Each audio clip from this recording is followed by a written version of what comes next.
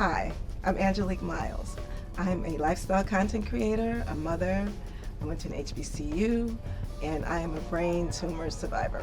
Hi, Devon. How you doing? I'm great. So how did all of this start? Well, with all, what made you start this? Great question. So, I've had this really improbable journey where I was an investor. I first grew up in poverty and then got these great breaks and ended up, at Harvard Business School and then the White House before that. And then ultimately, was a partner at one of the largest hedge funds in the world for 21 years. And that was all moving quite fine. And 4 years ago, I'm standing in an emergency room with my oldest child dealing with depression, anxiety, was suicidal. I got this perspective with great clarity that, my child had all this access to all these resources. I walk into an emergency room and before I sit down, somebody says, Mr. Martin, we have a room for you. But as a 14-year-old, I was living in a trailer in rural North Carolina. I'd likely be dead or in jail going through the exact same circumstance. And I also came to the conclusion, that's where a lot of black folks, 36 years later, are in that exact same position. And so we sought to create something that would be significant and sustainable to impact communities of color around health equity. And that's what Well With All is. It's a premium products wellness company. Then we take 20% of the profits of everything that we sell and pour it into black, brown, and underserved communities. That's great. Now, I've heard a ton about you. I've read a ton about you, but I think it's important to tell the world, about your journey, because I think there's a lot that folks can gather from it. Well, it all started for me when I was diagnosed with an autoimmune condition at 13 years old. I was diagnosed with psoriasis, which is an eruption of the skin. So I was plagued with these skin eruptions throughout the most terrible time of my life, you know what I mean? As a teenager, to have to deal with that was pretty psychologically debilitating. So I've always been trying to heal myself. So in the 80s and 90s, I was doing Ayurvedic diets, and they called it an elimination diet, where you did everything but inflammatory foods. So that's like everything. Yeah. So I was doing literally everything you took out of your diet. I was finding places in the city, this is, I guess, early 90s, that had spelt pizza. Vegan wasn't a thing then. It was I had to really search for it. So I've always tried to heal myself. This is like a lifelong thing for me. It's just been more important to me as I get older, because as we know, it's not if something's going to happen, it's when, and you have to be prepared for it. Health and wellness has always been important for me, to not only heal myself, but be prepared for whatever comes. So in your instance, your wellness journey was forced upon you. Yes. And then you embraced it and took it to a whole nother level. Actually, so much to the point I made it a living. Say more about that. Well, I was in the music business for a long time. I was a music publishing executive, a very successful one. I had a good career, signed some people like Timbaland and Missy and some people, Busta Rhymes, who were just on tour together, which amazes me. Like, people I signed in 1996 are touring together in 2024. So that just amazes me. But I had a pretty great career in that. But as with all things, all good things come to an end. After floundering for a while, I just asked myself one day, and when I say flounder for a while, I floundered for a while. And I will say that fitness helped get me through that time of my life too, because leaving the music business was very traumatic for me. It was part of who I was. I was Angelique Miles, music publisher, for a very long time. So leaving that was pretty heavy for me. So I just started working out. I was like, I'm feeling down and out, but I'm not going to look down and out. So I'm gonna fix that. Yeah, so I started working out, and I started CrossFit. I was doing CrossFit, and they had me doing these crazy things like run 2 miles and come back and do 50 kettlebell swings. I was like, someone should know I'm doing this. I have to show the people that I just did this, because I'd never done anything like this before. So that's how I got into social media, and people were stopping me on the street like, okay, I'm 40 something years old, and I need to start working out again. You've encouraged me, you motivated me. So I was like, oh, this is something. This works. This is something. During this time, I was still looking for work and still trying to find out who I was. And I just asked myself one day, like, what do you want to do every day? When you wake up every day, what do you want to do? I was like, I want to wake up and work out and practice other forms of self-care. And that was my focus from that point on, and that's what I'm doing. When you find purpose, right, it takes over. Yes. Right? It, like, you can find opportunity, you can find business out of purpose. When you find something you're passionate about, you know, you can work 20 hours a day on that. Absolutely. So you found that purpose, and, Yes. and you got reinforcement, you know, externally that said this is good because you're connecting with people. And then take us fast forward us through the journey. What happened after that? It was so funny because this was the early days of Instagram, and my peers, you know, because Instagram was like TikTok back then, like how you think it's for young people. So people my age were like, why are you taking pictures of the food? Like, why are you taking so many selfies? Because it's gotta eat. The food's gotta eat. I'm like, you know. Food eat first. And they're like, how do you monetize that? They were like, all snarky. I was like, I don't know yet, but I know there is a way to monetize it. I just don't know how to yet. Fast forward, a brand reached out to me and it's like, we want to pay you to do this. And I was like, oh, this is how people are getting paid, because it influencing wasn't a thing yet. So I was like, oh, this is how people are getting paid. You know, evolved from that. It started out with fitness, and now it's become lifestyle. So it includes beauty and wellness and more health things because of my situation. I had brain surgery 4 months ago, so I'm working with a lot of pharmaceutical well, I think that's important to, like, so you were going along this journey. Oh yeah. Super healthy, doing the things that you needed to do to take care of yourself, and sharing that with the world to inspire others. Yes. And then started with pain, severe, extreme pain on the left side of my face. And it's called trigeminal neuralgia. So I had to go to the emergency room. It started back in October. It was a very harrowing experience. I'd never been in the hospital before.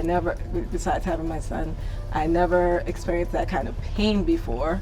And I'd never been on a really strong medication before. So they put me on this medication that was for epileptics. It's called carbamazepine, and it made me a zombie for months. So I had to get through that. I had to let the medication do, you know, it took a while for it to get into my system to take effect. And then I had my MRI, and that's when they found the tumor. And to my neurologist's credit, they started with, if you have a non-cancerous mass. So I was like, thank God they started with that, because I would have passed out. But it's still all very surreal to me. Like, I had brain surgery. It's still crazy for me to say it. I went to see a neurosurgeon. I had a great medical team. I still feel the effects of brain surgery. It's not like, you know, I don't feel normal yet. I don't feel bad, but I do not feel myself yet. Well, you know, one of my really dear friends has a saying that I've now adopted into my life, and it's, no one is spared. No one is spared. And so it doesn't matter, you know, how much money you have, how much popularity you have. We live in a fallen world. Like, there is going to be tragedy that will happen in your life in some way, fashion, or form. And how you respond to that tragedy is the key to everything, in my opinion. Absolutely. And the way in which you've responded, because you show like this clip on your Instagram page, which is really powerful. It was powerful to me just from an image standpoint to see your progression. Like, you didn't say, I gotta have brain surgery, and so now I'm just gonna lay in bed every day. Like, you attacked it in a very different way. I just, you know. Well, I felt lucky to be able just to have brain surgery and move on. Some people don't get to move on. You know what I mean? So it goes back to my view on health and wellness too. Had I not been so healthy, or wellness had not been such a significant part of my life, I may not have healed the same way. My doctor said that I was in his top 1% of people who healed quickly. Like, I left the hospital the day after I had brain surgery. So I left straight from ICU. Which is incredible. Yeah, so I wasn't able to walk at first. I, couldn't see out of one eye. I had double vision. Still have some hearing loss, but that's coming back. So yeah, it was a very interesting experience, but I credit me being healthy to my recovery, to my successful recovery. And I think that, well with all, one of the things we're talking about is generational wellness. And maybe this is not the message that our parents heard, but the message that we can give to our children and our children's children is the base, right, of the foundational base that you have in wellness. It spreads to everything else. It does. And I mean, if you look at COVID as an example, right, the amount of Black and brown folks that died oftentimes had underlying conditions that have been around for years, and then COVID happened and it was a wrap. Yeah. Right. And so, the folks who can have a great foundation in wellness, the inevitable things that happen in life, sickness, disease, whatever it is, it gives you a much better chance to be able to put life into your years. Absolutely. My son is 32, and he grew up with me doing home workouts. Like I used to do, like, Tybo and the Firm years ago. Right. And I remember Tybo. You remember Tybo? Yeah, of course. And the Firm. Those are my big things. And now he works out regularly. At his age, like I know that I passed that on to him. Yeah. So that's generational wellness. Exactly. Yeah. Exactly. I love that. My parents didn't have an opportunity to have a gym in their house, right. or even like that. It wasn't a conceptual thing that you needed to work out, right. 3 or 4 times a week or whatever. Mm-hmm.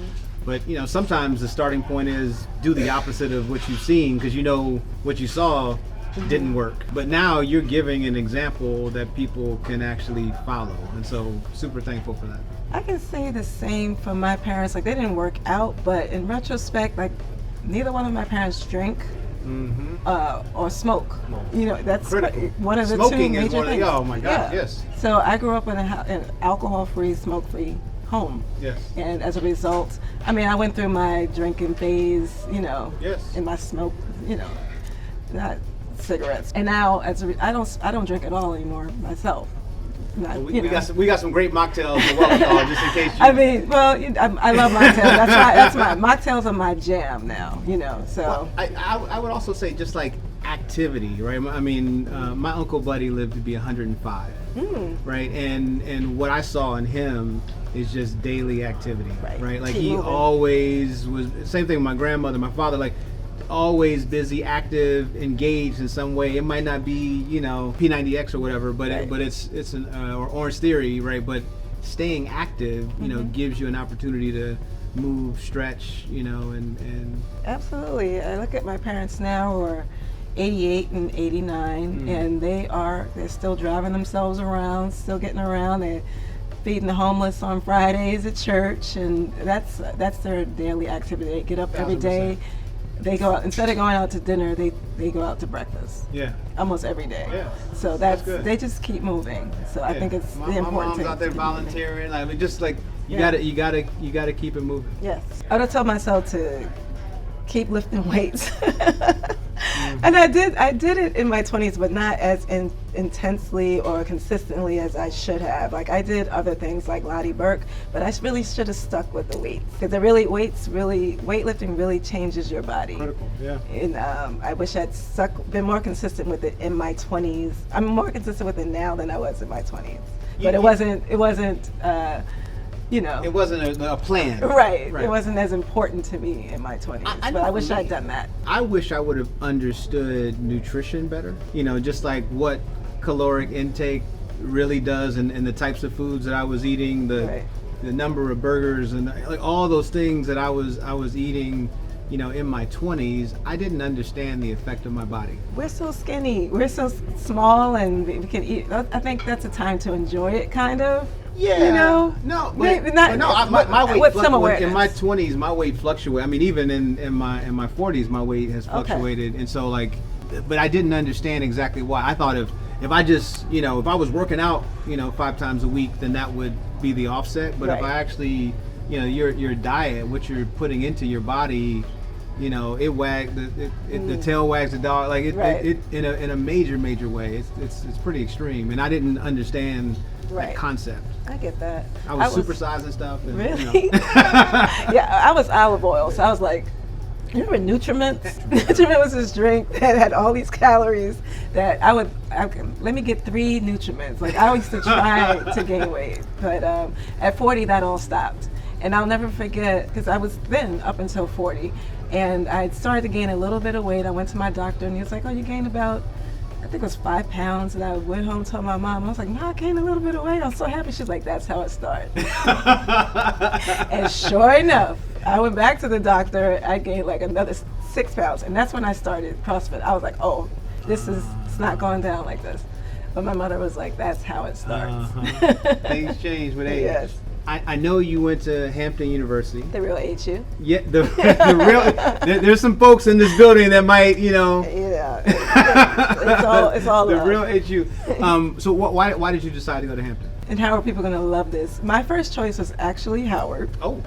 But my father's from DC, and this was during the 80s, and he was like, "You're not going to Howard. You're not going to DC in 1984." Got it. So my god sister, who was from DC, she's like, "I'm going to Hampton." I was like, "All right, I guess I'll go to Hampton too then." And it was the best choice I could have made.